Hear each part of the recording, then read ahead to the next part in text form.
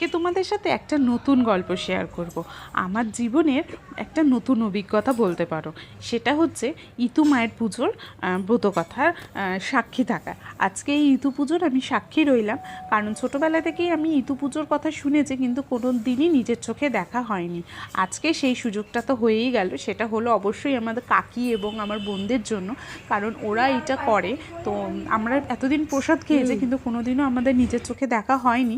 তো দেখো, একটা সরার মধ্যে মাটি দিয়ে অঘ্রাণ মাসের প্রথম রবিবার দিন সমস্ত শস্য দানা দিয়ে, মাসকলাই সমস্ত শস্য দানা দেওয়া হয় মাটিতে ছড়িয়ে, তার মধ্যে রোজ জল দিয়ে এটা প্রতি রবিবার দিনকে, এই অঘ্রাণ মাসের প্রতি রবিবার দিনকে এটা সকালবেলা ওদের ব্রত কথা শুনে ঠাকুরকে পুজো করে সেই দিন নিরামিষকে এই 4-5টা রবিবার অঘ্রাণ মাসের করতে হয়, এবং শেষ রবিবার দিন এটার উদযাপন হয়।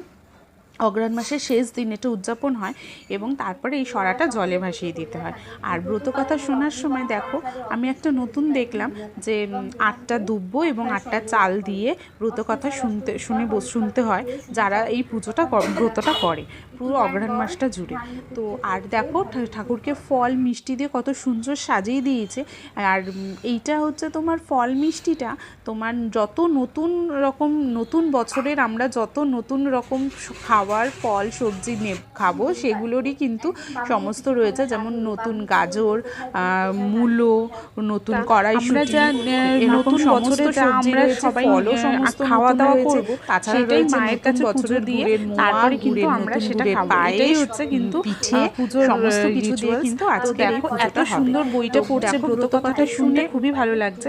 আর এই সরাটা ঘরে আমরা ছিলাম, তো সেখানে সূর্য কিন্তু আগেই জলে ছিলাম, বেশ ভালোই লাগছিল। ওরাও তাড়াহুড়ো করছে, অনেক যোগাড়যন্ত্র করে পুজোটা করতে হয়েছে। তো সেই জন্য ব্রত কথাটা শুনতেও কিন্তু খুবই ভালো লাগছে। আমাদের মন কিন্তু জাস্ট নতুন একটা ব্রত কথা শুনে বেশ ভালোই লাগছিল। আমরা বসে বসে কিন্তু ব্রত কথাই শুনছি। দেখতে এলো, দেখে কি মা এক কারি পিঠে ভাজছে। অমনি ধরে বসলো, মা একখানা পিঠে দে না। মায়ের তো প্রাণ মেয়েকে না দিয়ে কি থাকতে পারে। একখানা পিঠে দিয়ে বললো, যা মা এইখানা খেয়ে মুখ মুছে শুয়ে পড়বে, যা, তোর বাপ টের পেলে আর রক্ষে নেই। অমনি চুপি চুপি পিঠেখানা খেয়ে মুখটুকু বেশ করে মুছে শুয়ে পড়লো। আবার ছ্যাট ছ্যাট চূর্ণ ঘুম ভেঙে গেল। সে তো রান্নাঘরে দেখতে এলো, এত রাতে রান্নাঘরে মা কি করছে। মাকে পিঠে ভাজতে দেখে সেও বায়না করলে, মা একখানা পিঠে দে না। মায়ের প্রাণ না দিয়ে থাকতে পারলে না, একখানা পিঠে দিয়ে বললে, এখানা খেয়ে বাছা শুয়ে পড়বি, তোর বাবাকে জানিস তো টের পেলে আর রক্ষে নেই। জুন্য পিঠেখানা খেয়ে মুখ মুছে আবার শুতে গেল। স্মরণ হয়, অন্ধের চক্ষু খায়, অন্তকালে স্বর্গে যায়। একজন ব্রতী ইতুর ব্রত কথা পাঠ করবে, আর সকলে ভক্তি সহকারে ব্রত কথা শুনবে। খানা পিড়ি পেতে দিয়ে এক থালা পিঠে এনে বামুনের ব্রতকথা শুনে সমস্ত চাল এবং দুব্ব আর সমস্ত ঘটে এটা দিয়ে, মানে সরাতে দিয়ে, তারপরে এই সরা নিয়ে ওরা কিন্তু শাক উলুধ্বনি দিয়ে জলে ভাসিয়ে দেবে। তারপরে কিন্তু ছিল ভোগের প্রসাদও, যেমন ছিল খিচুড়ি, পাঁচমিশালি সবজি, চাটনি, পায়েস, সঙ্গে মিষ্টি।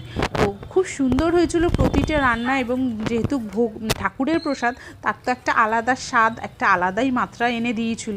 আর সবাই মিলে একসাথে এই প্রসাদ খেয়ে সত্যি মনটা খুবই ভালো হয়ে গেল, এবং ইতু ঠাকুরের এই পুজো দেখে সত্যি মনটা অনেকটা ভালো হয়ে গেল।